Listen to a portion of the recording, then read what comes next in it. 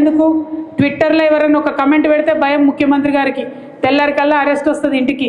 ఫేస్బుక్లో ఎవరైనా ఒక వీడియో పెడితే భయం ముఖ్యమంత్రి గారికి, తెల్లారికల్లా పోలీసు వాళ్ళు వస్తారు. అదే క్రమంలో మా కోఆర్డినేటర్ మనోజ్ రెడ్డి గారి మీద కూడా మరి కేసులు పెట్టి పాపం తమ్ముడిని తనను 16 రోజుల పాటు వాళ్ళ కుటుంబాన్ని ఆయనను ఇబ్బంది పెట్టి జైల్లో పెట్టడం జరిగింది. మేము కూడా చూస్తూ ఉన్నాం. బీఆర్ఎస్ కూడా పింక్ బుక్ మెయింటైన్ చేయడం మొదలు పెడుతుంది. ఇబ్బంది పడద్దు, ఇంతకింత తిరిగి చెల్లిస్తామని కూడా మీకు తెలియజేస్తూ ఉన్నాం. మీ రాహుల్ గాంధీ ఏమో పాకెట్లో రాజ్యాంగం పట్టుకొని తిరుగుతాడు, ఇక్కడ రేవంత్ రెడ్డి గారేమో రాజ్యాంగాన్ని కాలరాసి అక్రమ కేసులు పెట్టుకుంటూ తిరుగుతాడు.